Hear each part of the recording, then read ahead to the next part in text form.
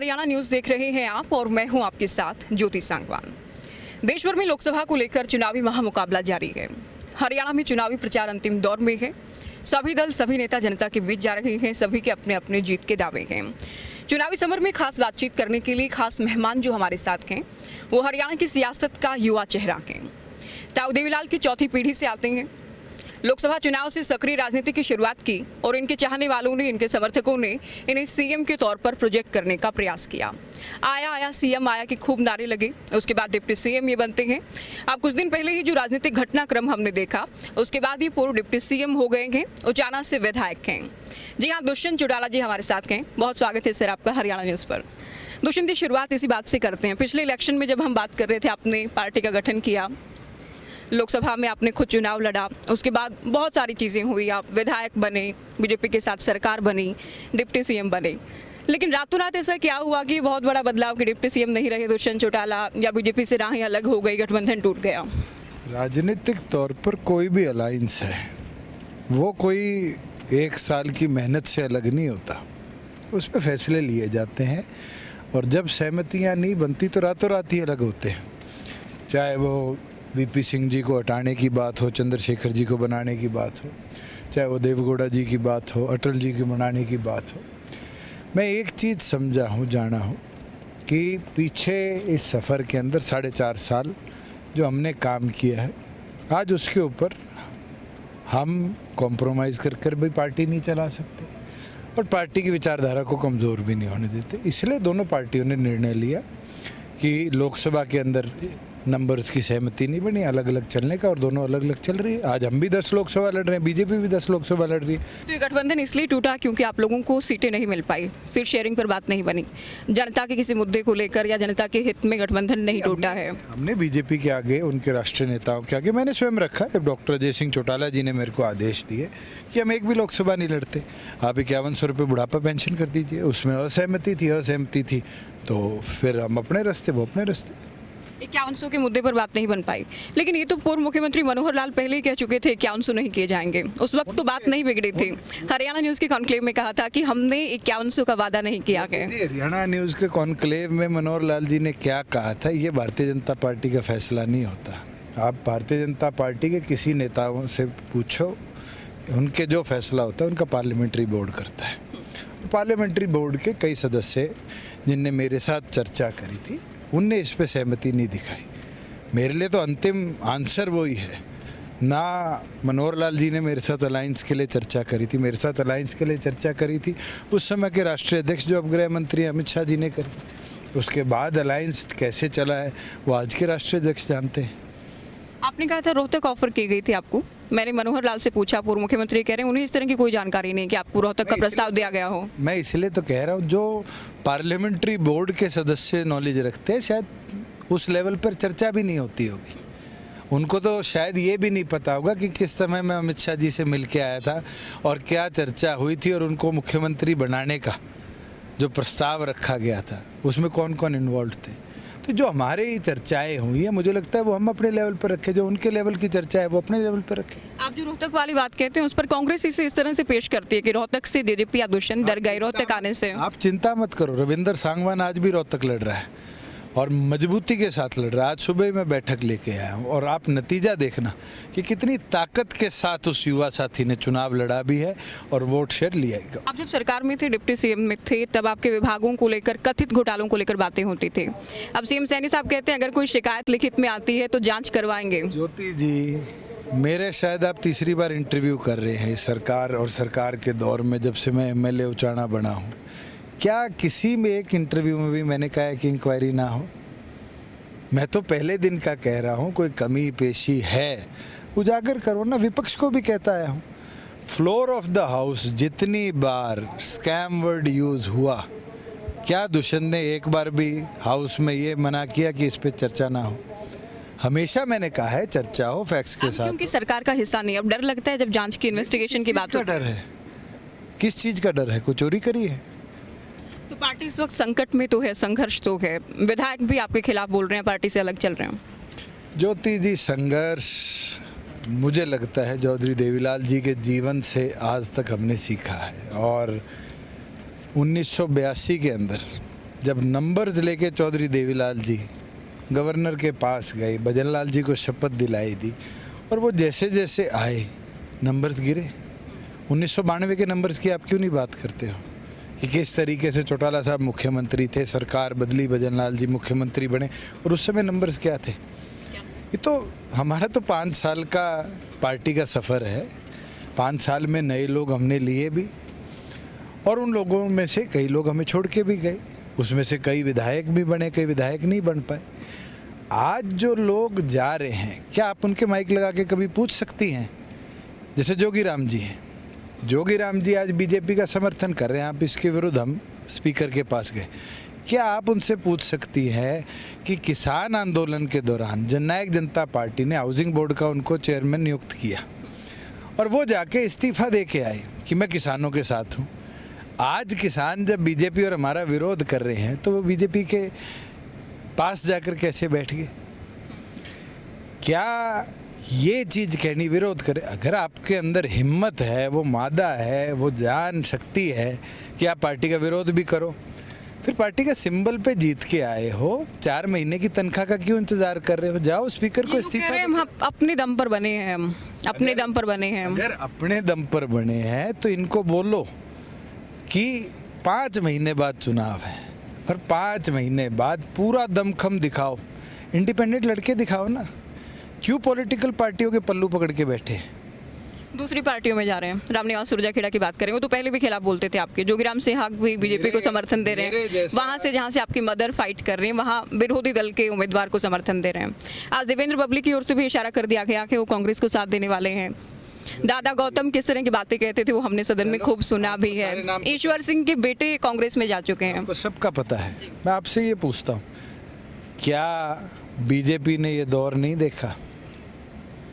क्या कांग्रेस ने ये दौर नहीं देखा? क्या आईएनएलडी ने ये दौर नहीं देखा? मुझे लगता है कि सिर्फ पिछले 4 महीनों में जेजेपी के इस दौर को आप ऐसे दिखा रहे हो कि बहुत बड़ा राजनीतिक संकट है। अगर संकट होता तो हम 10 उम्मीदवार उतार पाते प्रदेश में। सबसे पहले तो हमें ही कहना पड़ता हम लोकसभा नहीं लड़ेंगे, संकट आ गया। आज हमें हिम्मत है, हम लड़ रहे हैं, और मैं आपको बता दूं कैडर की बदौलत हम लड़के जीतेंगे भी, कमज़ोर नहीं पड़ेंगे।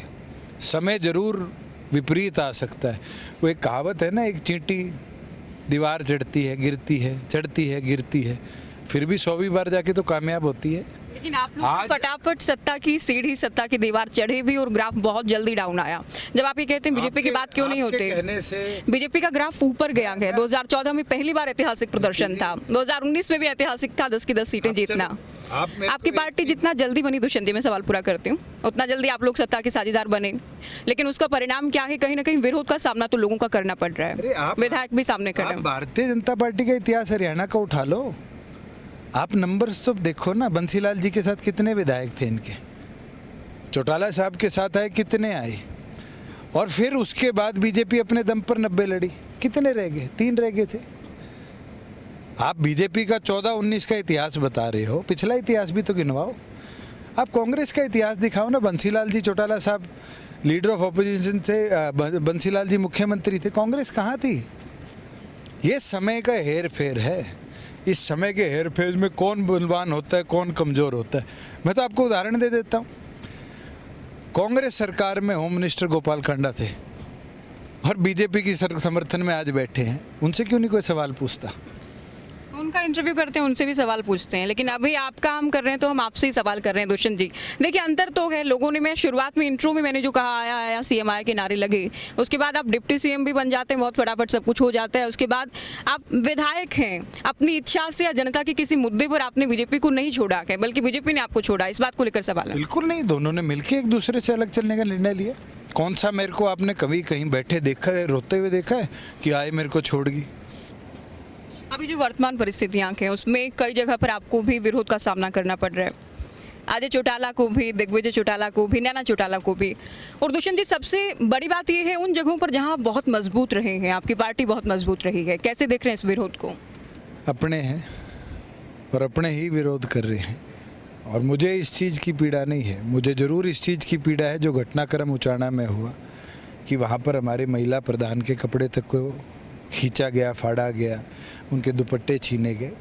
विरोध करने का तरीका है और डेमोक्रेसी के अंदर हम सबको, जनता को ये अधिकार है विरोध करें, और विरोध भी वो इसलिए कर रहे हैं कि उनको लगता होगा कि मैं शायद जो उनकी इच्छाएं थी उस पर खरा नहीं उतरा। अनामी नैना चौटाला का जो विरोध हुआ उसे कांग्रेस के प्रभारी दीपक बाबरिया ये कह रहे हैं पब्लिसिटी स्टंट है। अगर पब्लिसिटी स्टंट में आपकी गाड़ी का शीशा टूटता है तो वो पब्लिसिटी स्टंट है, मगर क्या पब्लिसिटी स्टंट में महिला कार्यकर्ताओं के कपड़े और चोट मारी जाती है? क्या दीपक बाबरिया के घर के सदस्य के साथ ये हो जाए पब्लिक के अंदर, वो क्या इसको पब्लिसिटी स्टंट कहेंगे? या वो जिस प्रदेश से आते हैं वहाँ इस तरह के घटनाक्रम होते होंगे? ज्योति जी, आप एक महिला एंकर हैं, मैं तो आपसे पूछता हूँ, क्या सभी चैनल्स को इस चीज़ की विरोध नहीं करना चाहिए था? क्या हमारी खापों ने, हमारे किसान नेताओं ने जिस तरीके से इस घटना को गलत बताया है, क्या ये दीपक बाबरिया की ड्यूटी नहीं बनती थी? ये तो कांग्रेस की मानसिकता दिखती है। क्या कल सोनिया गांधी, प्रियंका गांधी के साथ ऐसी घटना हो जाए तो दीपक बाबरिया ये कहेंगे पब्लिसिटी स्टंट है? मुझे दिखता है कि हाँ, भूपेंद्र हुड्डा का नेतृत्व जो है उसकी मंशा यही है कि हरियाणा प्रदेश में महिलाओं के साथ इस तरह के दुर्व्यवहार हो। आपने खापों की बात की, आपकी पार्टी का या आपके परिवार का जो कोर वोट था वो कहीं ना कहीं नाराज है कि आप बीजेपी के साथ गए।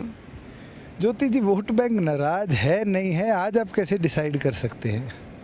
वोट बैंक तो नतीजे आएंगे और लास्ट लोकसभा कि अपने हैं मना लिए जाएंगे। अपने विरोध कर रहे हैं, नाराज हैं तभी तो मनाए जाएंगे। विरोध कर रहे हैं, वो हमारे अपने हैं। उनने मेरे को शायद एमपी बनाया हो, शायद मेरे को एमएलए बनाया हो, उनके मन में कोई गलतफहमी डाली गई है, इसलिए तो विरोध कर रहे हैं। जो विधायकों की हम बात कर रहे थे जो खिलाफ बोल रहे हैं, 2 के लिए आप लोगों ने नोटिस भेजा के, तो क्या आप देवेंद्र बबली पर भी कार्रवाई होगी? वो भी कांग्रेस को समर्थन देने की बात कर रहे हैं। समर्थन देने की बात अगर वीडियो में, अखबार के माध्यम से प्रिंट होके आएगी तो ज़रूर उस एविडेंस के साथ, क्योंकि एक तरीका है जिसके अंदर पीपल रिप्रेजेंटेशन एक्ट में हमें अपने आप को नोटिस इशू करना पड़ता है पार्टी की तरफ से। पार्टी नोटिस का जवाब दें 48 घंटे का, 7 दिन का, उसके बाद की कार्रवाई देखी जाती है। तो मुझे लगता है जो प्रोसेस है, ड्यू प्रोसेस, 2 विधायकों के विरुद्ध हमने पूरा किया है, उनको नोटिस इशू कर दिया ऑफिस सेक्रेटरी की तरफ से, स्पीकर को रिप्रेजेंटेशन दे दिया है। अगर कोई और किसी पार्टी के प्रोग्राम में दिखेगा, पार्टी का समर्थन करने का औपचारिक ऐलान करेगा तो उसके विरुद्ध भी कार्रवाई करेंगे। एक बयान बबली का पहले भी आया था कि विधायक दल का नेता हम नहीं बनाया है, हम चाहें तो बदल भी सकते हैं। सब चाहे तो बदल सकते हैं, हम नहीं। आज के दिन बैठक 10 के 10 प्रेजेंट चाहिए। मैं तो कहता हूँ बुला लो।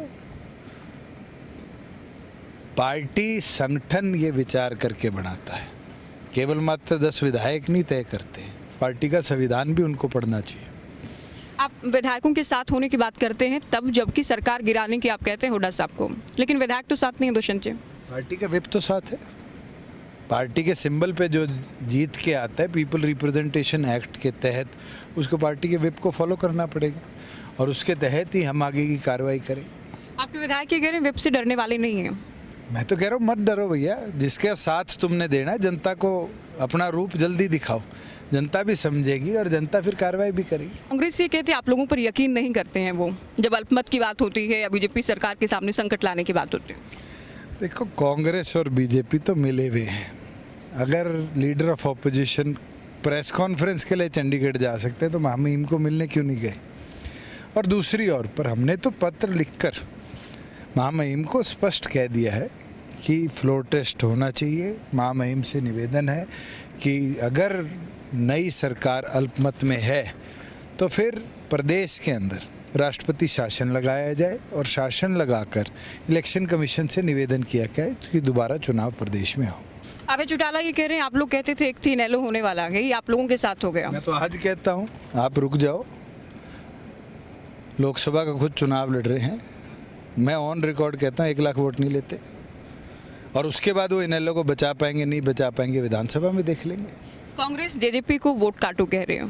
कांग्रेस का सबसे बड़ा सत्यानाश करनिया और कांग्रेस को अंदर ही अंदर काटनिया अगर कोई है, भूपेंद्र हुड्डा है। हरियाणा में एक नैरेटिव है इस वक्त की मुकाबला बीजेपी और कांग्रेस में है, और कांग्रेस को जो लोग वोट नहीं देते वो बीजेपी की हेल्प कर रहे हैं, फिर चाहे जेजेपी हो इनेलो हो। पीछे 40 साल का रिकॉर्ड निकाल दो, राष्ट्रीय और क्षेत्रीय पार्टियां इसी तरह लड़ती है, और चुनाव में राष्ट्रीय पार्टियों का एक ही एजेंडा रहता है कि क्षेत्रीय पार्टी तुम्हारा नुकसान करेगी, और वो ये एजेंडा बारी बारी प्रोपोगेट करते हैं, चाहे रही हो बीजेपी, चाहे रही हो कांग्रेस।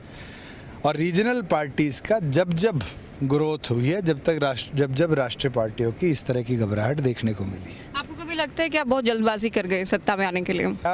मैं सांसद चुना गया था तो मैंने जल्दबाजी करी थी? जनता चाहती थी, उनने जिताया, सांसद बनाया। क्या मेरे 5 साल की performance as member of parliament में कोई कमी आप ढूंढ पाई? आपको भी 9 साढ़े 9 साल तो मेरे को कवर करते हो गए। आप मुझे बता दिए, मैं ट्रैक्टर लेके पार्लियामेंट गया था, मैंने कोई गलती करी थी? फार्मर का ही एक साधन मैंने बचाया था कमर्शियल होने से। मैं पार्लियामेंट के अंदर एज अ मेंबर, मुझे नहीं लगता मैंने कोई डिबेट छोड़ी होगी, कोई क्वेश्चन छोड़ा होगा, मेरी प्रेजेंटेशन हरियाणा के पक्ष की नहीं होगी। 4.5 साल मैंने बहुत काम किए। अंतिम सवाल, पिछली बार आपने लोकसभा चुनाव लड़ा, हिसार ही एकमात्र सीट थी जहां आपकी पार्टी दूसरे नंबर पर थी, बाकी सभी सीटों पर आम आदमी पार्टी के साथ आप लोग थे, जमानत बचाने की चुनौती थी। इस बार क्या उम्मीद कर रहे हैं? देखिए, मैं ये मानता हूँ जो वोट शेयर हमारा पिछली बार आया था उससे ज़्यादा वोट शेयर हम लेंगे। मेरा तो 3 गुना का टारगेट है, मगर कम से कम 2 गुना वोट शेयर हम प्रदेश के अंदर लेने का काम करेंगे। पिछली परिस्थितियाँ अलग थी, आज की परिस्थितियाँ अलग है। पिछली बार तो शायद मैं चुनाव भी जीत जाता, बीच में पुलवामा आ गया, और पुलवामा की लहर ऐसी थी कि मेरे 5 साल के करे हुए काम पर सुनामी जैसी फैल गई हो। 3,10,000 वोटों से हिसार में आ रहा। शुक्रिया बातचीत के लिए। दुष्यंत चौटाला को आपने सुना, इनका कहना है अगर विरोध है भी, संकट है भी, तो संघर्ष करेंगे, जनता के बीच जा रहे हैं। अपने अगर विरोध कर रहे, नाराज हैं तो उन्हें मना भी लिया जाएगा। इस बार के प्रदर्शन को लेकर भी इनका दावा है पिछली बार से बेहतरीन प्रदर्शन इस बार के लोकसभा चुनाव में किया जाएगा।